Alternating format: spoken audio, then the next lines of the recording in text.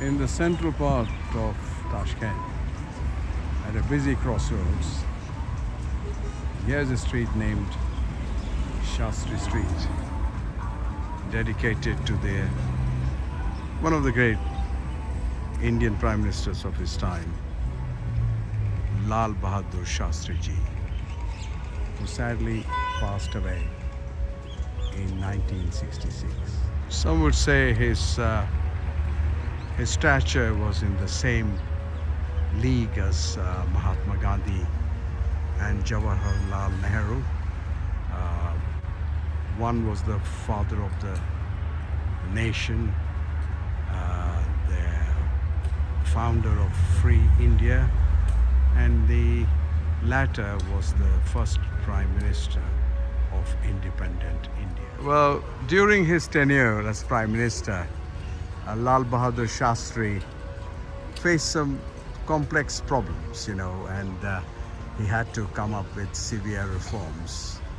Like there was an economic crisis during his time, there were food shortages, and but he tried to find a compromise through all that so that he could help his people improve their lives, get rid of poverty as much as he could.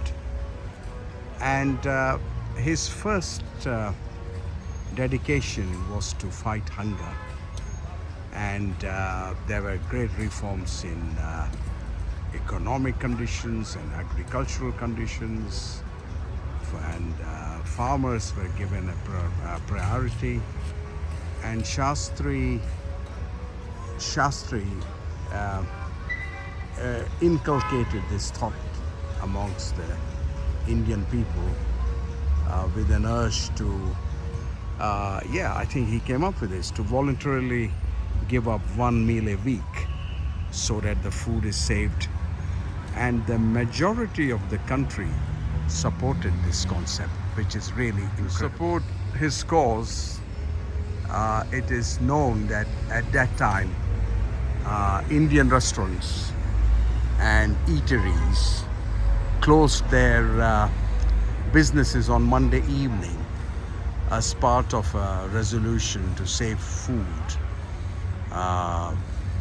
in the interest of the nation, as in an answer to the call by the Prime Minister. To encourage farmers, Lal Bahadur Shastri, even, it has been said, went to the extent of planting wheat instead of nurturing a lawn in his official residence, setting an example to give importance to agricultural growth for the nation.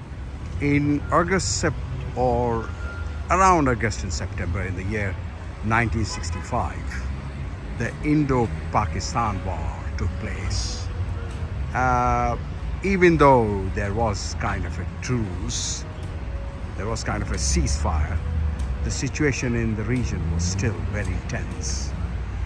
I think it was 1965, sometime in October, Shastri ji, as they called him, made a speech in Allahabad in India, and said he came up with this phrase because he was dealing on one hand with the agricultural crisis and the other hand a crisis at the border.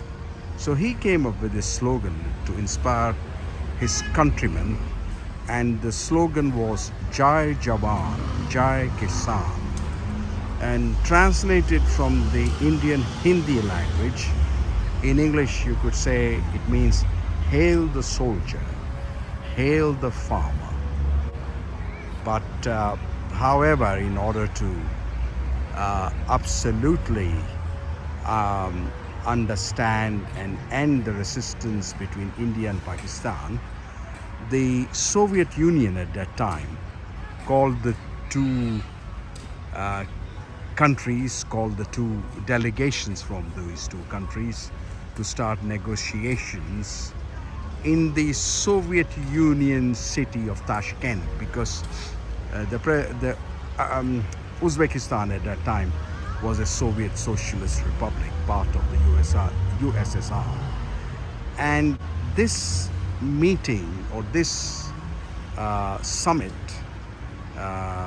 brokered by the USSR, organized by them to come up with some kind of a compromise between these two neighbors, was set up in January 1966 in Toshkent here, where we are standing today.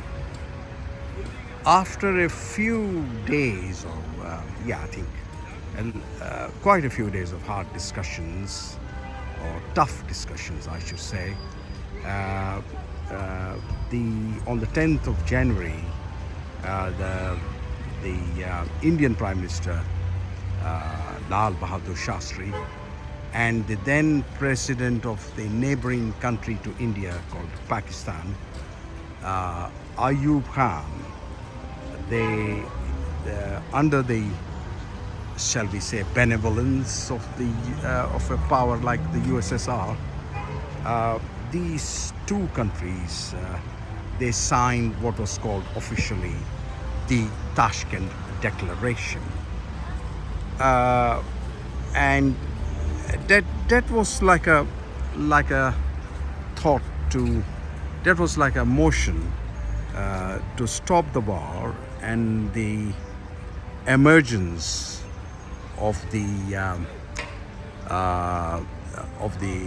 establishment of trade and economic relations between the two sides.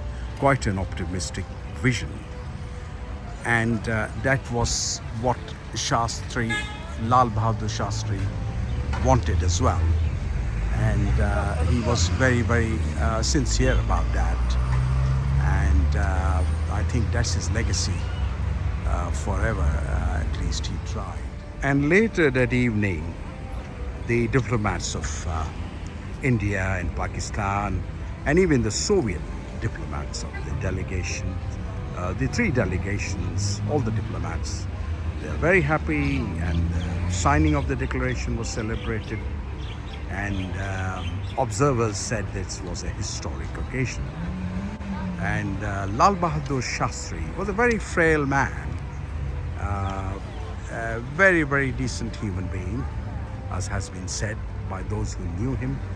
He retired to bed, and I believe it was 1 a.m. in the morning when he felt uneasy breathing, unwell, and it seems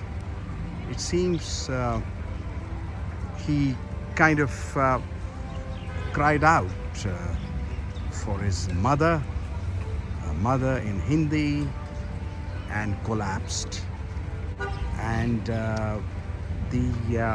that was quite a tragic event in the history of India at that time.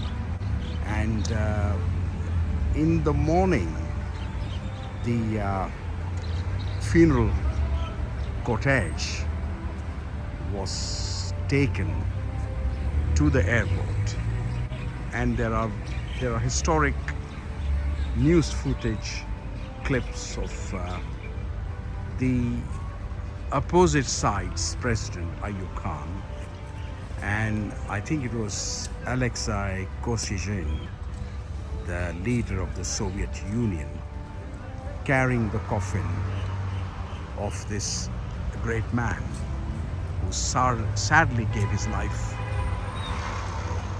while trying to pass a resolution to create peace amongst humankind. Humanity is busy getting on with its life, the hustle bustle of a major city, crossroads, and the name of the street named after this great man. And here's the bust, a commemorative bust of Lal Bahadur Shastri, a man who died very young, only 62. And if he would have lived, who knows what contributions he would have made for his country's development. But no doubt, this was a man of peace, and it's a great a thought of great pride for his countrymen that this honor has been given to him in this land where he set his footsteps in the endeavor to create a better world for all.